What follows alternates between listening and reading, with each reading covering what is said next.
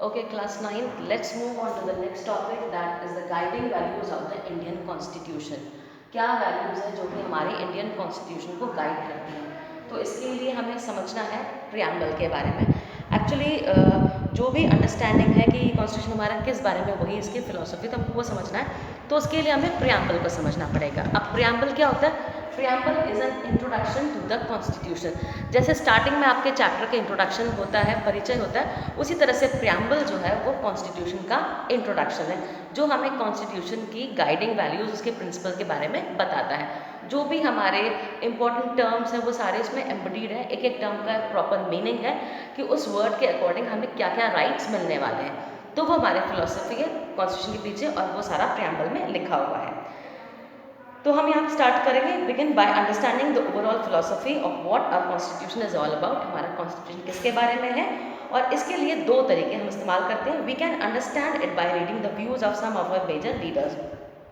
दो तरीके हैं। पहला तरीका है कि जो मेजर लीडर्स हमारे इस कॉन्स्टिट्यूशन को बनाने के पीछे थे, उनके हम जो व्यूज़ हैं, किस कारण से उन्होंने ये पॉइंट इंट्रोड्यूस करा, उनको हम समझें। But it is equally important to read what the constitution says about its philosophy. लेकिन उससे ज़्यादा इंपॉर्टेंट ये है कि कॉन्स्टिट्यूशन खुद अपनी फिलोसफी के बारे में क्या कहता है, हमें वो जानना ज़्यादा इंपॉर्टेंट है, और वही आपका क्या है, प्रियम्बल है। अब उसके बाद the dream and the promise. इस कॉन्स्टिट्यूशन को बनाने के पीछे ड्रीम क्या था और क्या क्या प्रोमिसेस यहाँ पर फुलफिल किए गए। अब जब आप देखेंगे इस बुक के अंदर अपने चैप्टर में, तो आपको कुछ पिक्चर्स साइड में दिए हुए हैं, इस साइड वाले पेज पे भी और नेक्स्ट पेजेस पर भी। वहाँ पर अलग अलग लीडर्स हैं, अलग अलग मेंबर्स हैं कॉन्स्टिट्यूएंट असेंबली के, उनका क्या योगदान था, क्या पोजीशन थी उनकी, उनके बारे में लिखा हुआ है। लेकिन यहाँ पर एक बहुत इंपॉर्टेंट पर्सन जो कि महात्मा गांधी हैं, उनका नाम मेंशन नहीं है। तो लेट मी टेल यू कि Mahatma Gandhi was not the part of the constituent assembly, वो इसके मेंबर नहीं थे। लेकिन उनके जो व्यूज़ थे, उनका जो विजन था एक अच्छे कॉन्स्टिट्यूशन को, एक अच्छे डेमोक्रेटिक कंट्री को लेकर, वो व्यूज़ लेकर बहुत सारे मेंबर्स उनकी तरफ से रिप्रेजेंट कर रहे थे, यानी उनके व्यूज़ को एक्सप्रेस कर रहे थे। और उन्हीं के जो व्यूज़ थे, एक मैगजीन यंग इंडिया जो कि 1931 में आई थी, उसमें भी उन्होंने एक्सप्रेस करा था कि what kind of constitution he wants for democratic country like India. उसके बाद आपको आगे यहाँ पर महात्मा गांधी का भी जो भी उनकी फिलॉसफी थी, जो उनके व्यूज़ थे, वो दे रखे हैं। बी आर अम्बेडकर के भी हैं और जवाहरलाल नेहरू के भी हैं। This dream of an India that has eliminated inequality. अब बी आर अम्बेडकर के जो वर्ड्स हैं उसके अकॉर्डिंग वो चाहते थे कि इनइक्वालिटी, उनका जो मेन ड्रीम था इनइक्वालिटी को रिमूव करना, because he himself belong to a Dalit family. तो वो काफ़ी क्रिटिसिज्म, डिस्क्रिमिनेशन, काफ़ी इनइक्वालिटी फेस कर चुके थे, and he was highly educated person of that time. इतनी एजुकेशन थी कि आज भी आपको ढूंढने से ऐसे लोग नहीं मिलेंगे। तो उनका विजन बिल्कुल डिफरेंट था। वो चाहते थे इनइक्वालिटी एक अलग तरीके से रिमूव की जाए, और इसीलिए कई बार वो महात्मा गांधी के विरोध में भी खड़े हो जाते थे। उनको भी वो क्रिटिसाइज कर देते थे, उनका जो विजन होता था उनको भी वो क्रिटिसाइज कर देते थे। Then he often bitterly criticized Constituent Assembly. He hated his anxiety. He stated, जब कॉन्स्टिट्यूएंट असेंबली चल रही थी, तो उस वक्त भी उन्होंने अपनी जो एंजाइटी थी उसको एक्सप्रेस करा था कि उनको आगे क्या डर है, क्या प्रॉब्लम्स क्रिएट हो सकती हैं। और इसीलिए उन्होंने जब फाइनल स्पीच देनी थी उनको असेंबली का पूरा काम होने के बाद में, तो उन्होंने क्लियरली एक्सप्रेस करा था कि उनको इस संविधान को लेकर क्या डर है, क्या होना चाहिए था, कैसा हुआ, उन्होंने एक्सप्रेस किया था। उसके बाद फिर जवाहरलाल नेहरू की स्पीच है, जो कि मिडनाइट ऑन अगस्त 15, 1947 में दी गई थी। उसके बाद हम आते हैं फिलोसफी ऑफ द कॉन्स्टिट्यूशन, यानी इस कॉन्स्टिट्यूशन के पीछे रीज़न क्या क्या आइडियल्स हमने यूज़ करे हैं। Values that inspired and guided the freedom struggle are and were in turn nurtured by it form the foundation for India's democracy. अब इंडिया की डेमोक्रेसी को बनाने के पीछे जो हमने प्रिंसिपल्स यूज़ करे थे, ये हमने काफ़ी बार ऑब्जर्व कर लेते, महसूस कर लेते ड्यूरिंग द फ्रीडम फाइट। और फिर मैंने आपको पहले बताया था कि कई कंट्रीज से हमने इंस्पिरेशंस ली थी, वहाँ पर क्या क्या पॉइंट्स हैं, क्या क्या चीज़ें हैं जस्टिस इक्वालिटी के लिए, उनको भी हमने फेवर करके यहाँ पर यूज़ किया था। तो आपके प्रियम्बल जब आप देखोगे, नेक्स्ट पेज पर आपको प्रियम्बल दिया हुआ है। प्रियम्बल में आपके सारे पॉइंट्स लिखे हुए हैं। We the people of India, sovereign, socialist, secular, democratic, republic, justice, liberty, equality, fraternity, इन सब का मतलब क्या है आपको साइड बॉक्स में दे रखा है। ये आपको एग्जाम पॉइंट ऑफ व्यू से प्रॉपरली लर्न करना है। अब मैं आपको क्लियर कर देती हूँ we the people of India का मतलब क्या है। The constitution has been drawn up and elected by the people. ये संविधान लोगों के लिए, लोगों के द्वारा, लोगों से ही बनाया गया है। थ्रू द रिप्रेजेंटेटिव्स, हर इंसान तो नहीं, उनके रिप्रेजेंटेटिव्स हैं जिनके द्वारा बनाया गया, and not handed down to them in by a king और एनी आउटसाइड पावर। कोई आउटसाइड पावर या किसी किंग ने हमको हैंड ओवर नहीं करा है। Sovereign, people have supreme right to make decisions on internal as well as external matters.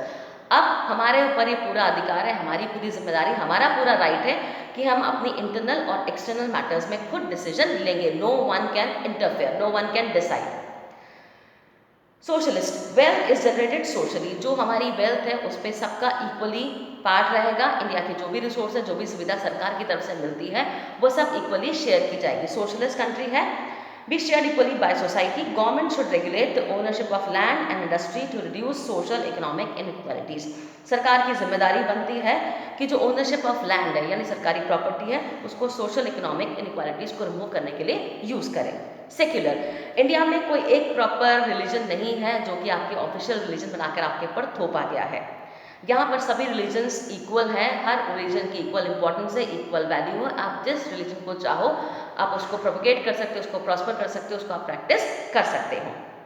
तो कोई गवर्नमेंट की तरफ से ऑफिशियल रिलीजन नहीं है, इसलिए आपस में कोई लड़ाई झगड़े या डर वाली फीलिंग खत्म हो जाती है। Then democratic, a form of government where people enjoy equal political rights. India एक डेमोक्रेटिक कंट्री है जहाँ पर हम इक्वल राइट्स को शेयर करते हैं, हम ही सरकार बनाते हैं, हम ही में से सरकार बनाई जाती है। यानी रूलर जो है हम खुद चूज करते हैं और हम ही डिसाइड करते हैं कौन हमारे पर कैसे रूल करेगा। फिर है Republic, the head of the state is an elected person. हमारा जो हेड होगा वो इलेक्टेड पर्सन होगा and not the hereditary person. जो राजाओं के टाइम पर होता था कि राजा का बेटा राजा बनेगा, वो सिस्टम खत्म हो गया है। यहाँ पर हम चूज करेंगे हमारे पर रूल कौन करेगा। Justice, citizens can not be discriminated on the ground of caste. किसी भी तरह से कोई इनजस्टिस किसी के साथ में नहीं होगा। आप किसी भी तरह से जाति को लेकर, रिलीजन को लेकर, जेंडर को लेकर भेदभाव नहीं करोगे। सोशल इनइक्वालिटीज़ को रिड्यूस कर दिया गया है। Government should work for the welfare of all. Government की जिम्मेदारी है कि सबके वेलफेयर के लिए काम करे। स्पेशली जो डिसएडवांटेज्ड ग्रुप है हमारे, जो पहले SC STs हुआ करते थे, OBCs हैं, उनके लिए। Then liberty, there are no unreasonable restrictions on the citizens. कोई अनरीजनेबल रिस्ट्रिक्शन हम किसी के ऊपर नहीं लगाएंगे, कोई पाबंदी हम नहीं लगाएंगे। हर इंसान आज़ाद है यहाँ पर। जैसे पहले बंधुआ मजदूरी होती थी, कोई आपका गुलाम है तो आप एक्स्ट्रा वर्क करा रहे हो, बेगार वगैरह होता है, ये सारी चीज़ें रिमूव हो चुकी थी। Equality, all are equal before the law. कानून की नज़र में हर इंसान एक जैसा है। जिसने जो क्राइम करा है उसके अकॉर्डिंग उसको पनिश किया जाएगा, चाहे वो PM हो, CM हो, एक आम इंसान हो, कितना भी बड़ा सेलिब्रिटी हो, सबके लिए कानून एक जैसा है। जो अधिकार एक को मिला है वो दूसरे को भी मिलेगा। फिर फ्रेटर्निटी, फ्रेटर्निटी का मतलब है all of us should behave as if we are members of the same family. हम सब मिलजुल कर एक साथ हार्मनी के साथ रहेंगे, ऐसे बिहेव करेंगे that we are a part of a single family. क्योंकि अब हम एक भारत के नागरिक हैं, तो हम मिलजुल कर एक साथ एक दूसरे के साथ रहेंगे। कोई इंफीरियर नहीं है, कोई सुपीरियर नहीं है। तो ये सारे जो पॉइंट्स हैं ये हमारे कॉन्स्टिट्यूशन के फिलोसफी को दर्शाते हैं। The people of India, sovereign, socialist, secular, democratic, republic, justice, liberty, equality and fraternity. इसके बाद आपका लास्ट टॉपिक जो आता है वो है इंस्टीट्यूशनल डिज़ाइन। अब ये जो कॉन्स्टिट्यूशन है हमारा, सिर्फ ये एक पीस ऑफ पेपर नहीं है, एक statement of values and philosophy नहीं है, बल्कि क्या है ये?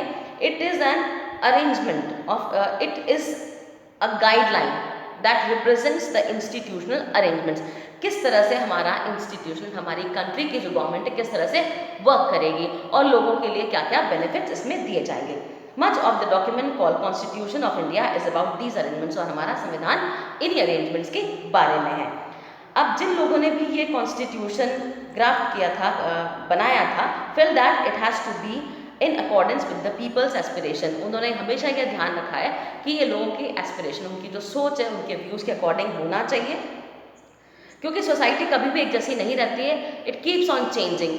जो चीज़ें 50 साल पहले थी आज वो वैसी नहीं है, इसलिए इसमें अमेंडमेंट्स का भी प्रोविजन डाला गया। यानी in future if we feel, if the government thinks that there is a need to make some changes in the constitution, तो वो बदलाव किए जाएं। जैसे राइट टू प्रॉपर्टी गर्ल्स को पहले नहीं मिला हुआ था, अब मिला हुआ है। राइट टू इंफॉर्मेशन है, राइट टू एजुकेशन एक अलग से फंडामेंटल राइट डाल दिया गया।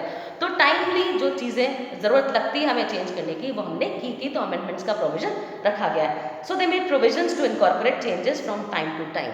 तो टाइम टू टाइम जो प्रोविजन चेंजेस के लिए होता है उसको कॉन्स्टिट्यूशनल अमेंडमेंट कहा जाता है। The constitution describes the institutional arrangements in a very legal language. अब ये जो भी अरेंजमेंट्स लिखे गए उसमें डिसाइड किए गए वो बहुत ही लीगल लैंग्वेज में, यानी उसका पूरा प्रॉपर तरीके से लिखा गया है कि इसके फ़ायदे नुकसान क्या है, किस तरह से ये वर्क करेगा, लीगैलिटी क्या है इसकी। उसके बाद like any constitution the Indian constitution lays down a procedure for choosing persons to govern the country. यहाँ पर उसका प्रोसेस भी लिखा हुआ है कि हम अपने गवर्नमेंट को कैसे चूज करेंगे, दूसरी कंट्रीज की तरह संविधान हमारा प्रॉपरली इस तरह से लिखा गया है। And it puts limits to what the government can do. अब क्या किस तरह के फैसले वो कर सकते हैं, हमारे लिए क्या डिसीजंस ले सकते हैं, गवर्नमेंट की लिमिटेशंस क्या होगी, गवर्नमेंट किस दायरे में रहकर, किस लिमिटेशन में रहकर काम करेगी, और नागरिक के अधिकार क्या है, और अगर वायलेशन होता है तो उसके पीछे जस्टिस का तरीका क्या होगा। उसके बाद ये सारी चीज़ें जो है आगे आप इसके बारे में जो और डिटेल्स वगैरह हैं वो आगे फर्दर चैप्टर्स में आपको क्लियर हो जाएगी। So this is all about the chapter constitutional design. I hope you can understand it very easily.